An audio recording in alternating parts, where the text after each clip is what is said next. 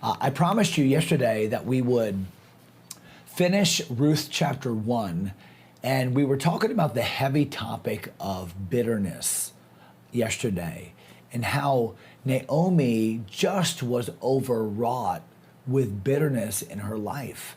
And we suggested a couple of ways by which bitterness travels into our life. And for Naomi, it was perhaps she was the victim of someone else's bad choice. Why did Elimelech make this choice? Why did we have to come here? Maybe it was the fact that she suffered a series of successive losses. It seems as if nothing ever goes right in my life, and bad becomes worse and worse becomes the worst. Maybe it was because she just had no connection with the covenant community. She was in Moab by herself, no other Bible-believing, God-fearing people were there. And when you try to buckle up or stand up, I should say, in your own strength without help, that's a disaster. And the focus of Naomi is entirely wrong. Don't call me Naomi, call me Mara, call me bitter. This is what God did to me. This is what the God that provides and protects did for me. He didn't provide. He didn't protect me. It's really a low, low spot in Naomi's life. Look at verse 21, where Naomi says, I went out full, and the Lord hath brought me home again empty. What a statement. I went out full, and the Lord hath brought me home again empty. What's interesting to me is when they went out 10 years before, they didn't think they were full. Remember, Elimelech made a choice 10 years before to leave Bethlehem because he feared emptiness. He feared that they would not have enough food to eat, that they would not be able to provide for their family, that God was not going to be big enough to keep his promises.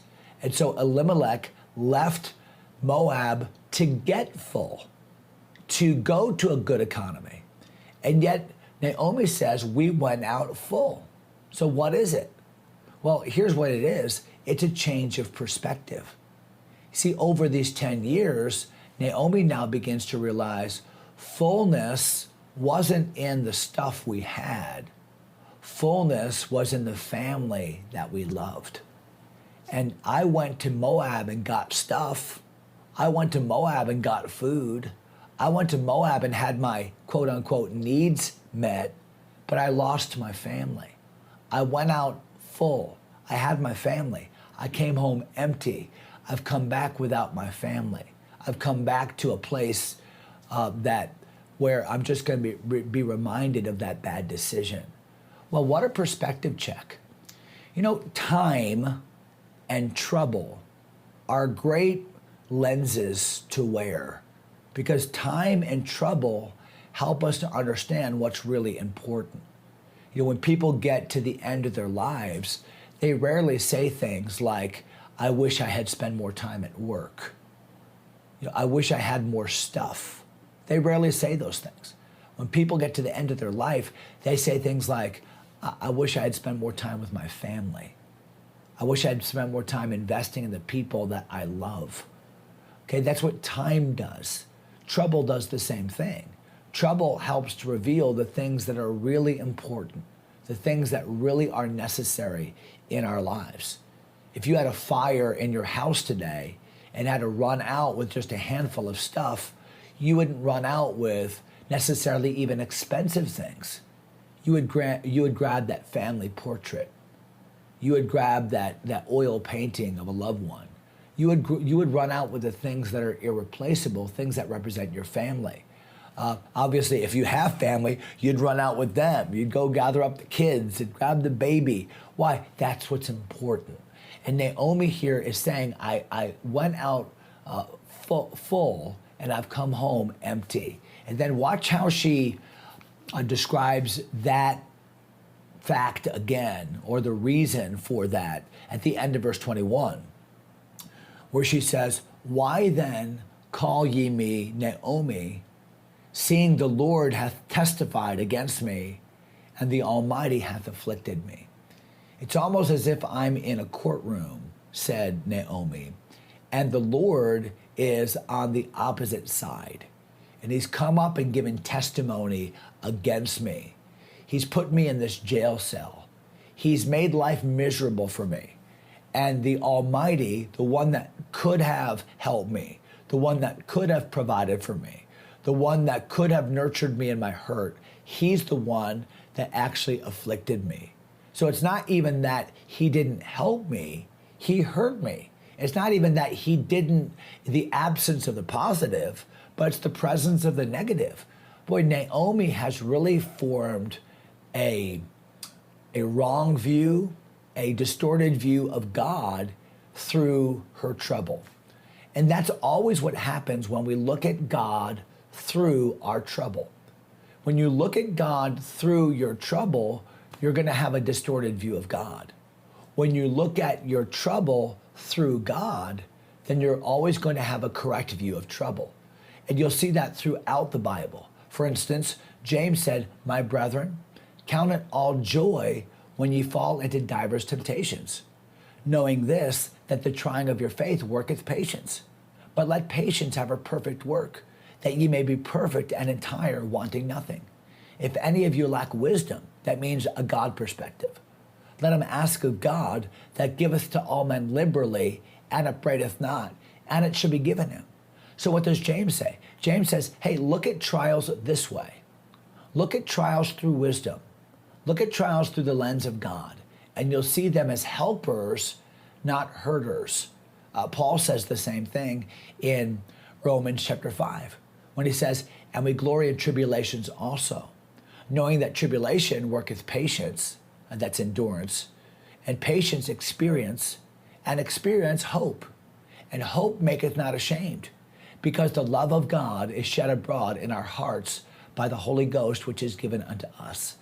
In other words, tribulation is actually working in our life things that help us to have a greater faith in, a greater confidence in God, and a greater apprehension of the love that God has given us. And so looking at God through a trial can distort our view of God. But looking at our trial through the lens of the unchanging character of our God can help us see the trial for what it is, something that's helping us and bringing us closer to God, a way by which God is working out our good in his glory. Now, what do we know about Naomi? We know that all of what has happened in Moab is something God is going to use for great good. Ruth is going to enter the family. She already has. Ruth is going to bear children. Ruth is going to be in the line of Jesus himself. So this is not something that God is doing to Naomi.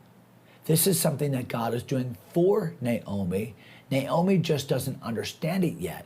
And the eyes of faith ought to say, I believe that God is doing something for my good.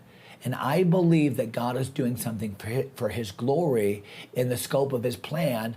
I will trust him even in this period of misunderstanding. But Naomi didn't have that attitude. Look at verse number 22.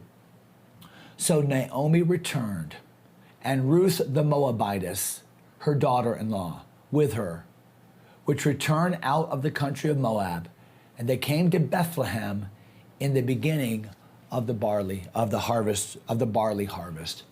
Now, interesting. They came back at a time when they're harvesting the barley. It would seem like this is a slap in the face, because remember, they left, and Naomi left when there was a food shortage. She comes back and there's a food overage.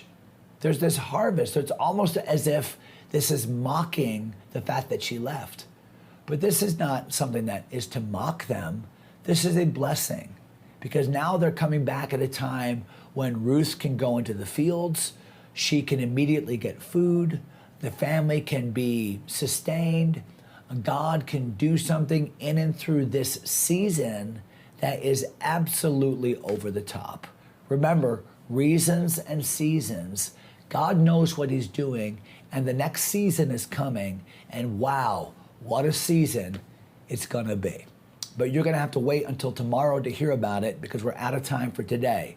So I'll come right back here tomorrow to my makeshift studio here in my room at the Wilds camp, and we'll talk a little bit more about this barley season and what God did. Chapter 2 tomorrow. God bless, my friends.